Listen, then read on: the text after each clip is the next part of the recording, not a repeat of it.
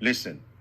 News this morning impacting everyone in the nation. President Biden says a tentative deal has been reached to avert an economically crippling rail strike. I mean, this is massive news. We've been covering this potential strike for days now, weeks.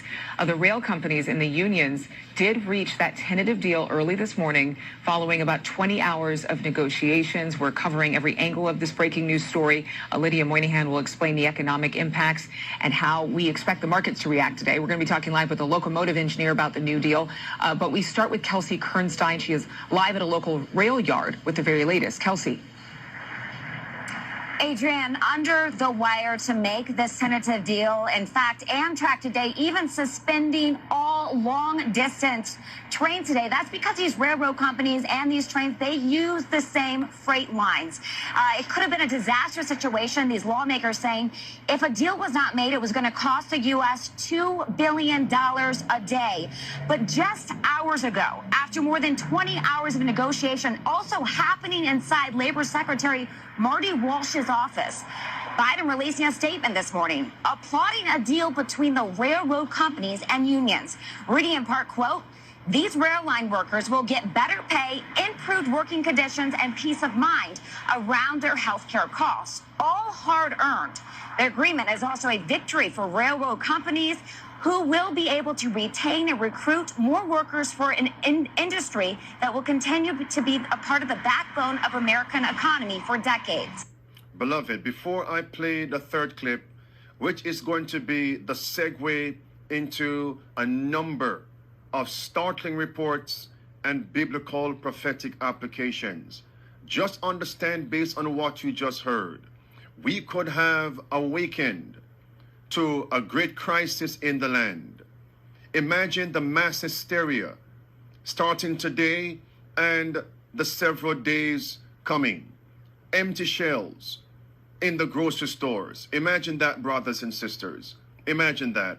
Then comes the civil unrest. And connected with that, all these convicted felons being released from prisons. We could have awakened to a massive, chaotic crisis in the land. Did we just see what was averted? And brothers and sisters, let me tell you something.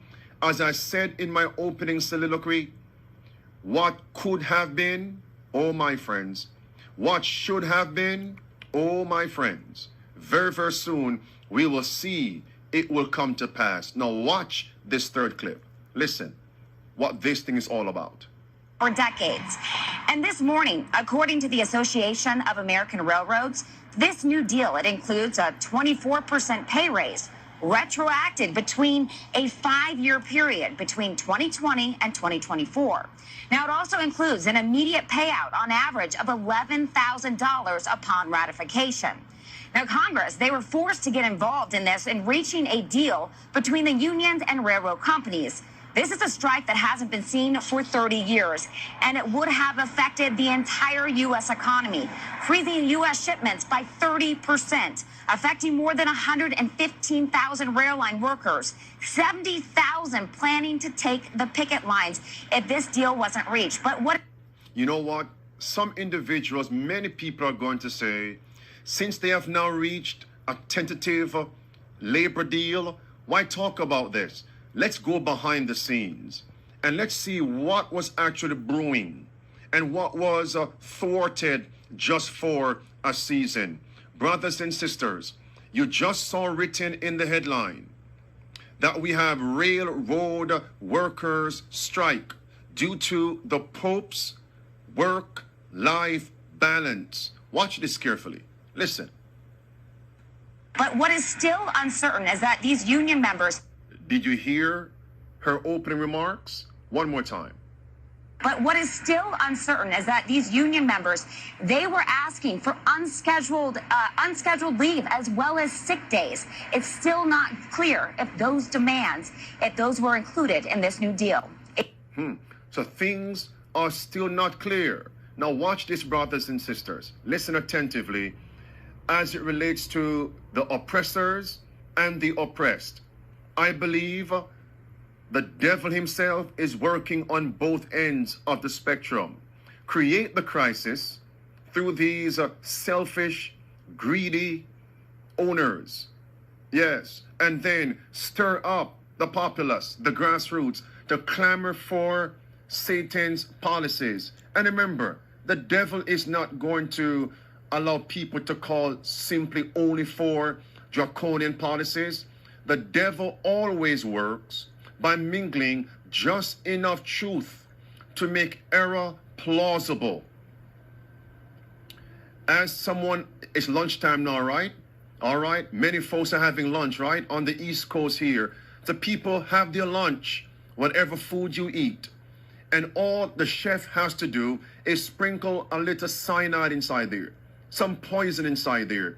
Whole meal, but a little poison. Makes the whole food detrimental to one's health. Sprinkle enough truth to make the error plausible, accepted. That's what we are seeing. Look at this, friends. James chapter 5. I mean, the implications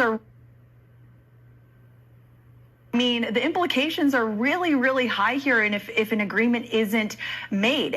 Rail accounts for 28% of the total U.S. freight movement, and not only that, 52% of rail traffic consists of bulk commodities. That's energy, materials, food, minerals, agriculture, you name it. And if you look at the Port of Los Angeles...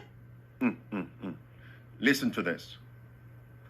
Or a strike. I definitely believe that railroad workers this time around are ready to strike. You know, I think people are waking up to how important the supply chain is to their daily lives. I mean, that became very clear when we had these big slowdowns and we had empty storefronts, and that was based on underperformance. But no performance would have bigger impacts across the board. Imagine how bad the backlog would be if the railroad shut down for a week's time. Just a week. It would be enough that store shelves would be empty. Continue. The impact of a railroad strike across the industry, it would be like asking what would be the results if a nuclear bomb went off in New York. Obviously, it would be utter chaos and catastrophe. Just imagine that, brothers and sisters. And remember, it's James chapter 5 all over again. The moneyed men control the markets and grind down their employees economically, socially. That's what we're told, my friends. And this would bring about riots. It will bring about a civil war. Listen to this. You'll see it for yourselves. Now, the Consumer Brands Association wrote an urgent letter to the White House saying that this will hurt U.S. consumers and imperil the availability, affordability, and accessibility of everyday essential products. This happening after some of the largest freight carriers reported record income last year. An industry trade group says a strike could cost the economy $2 billion a day. Now, Washington is scrambling to solve this issue. We know that the president got on the phone this week with the unions and the companies, hoping to avoid this strike. You know, friends,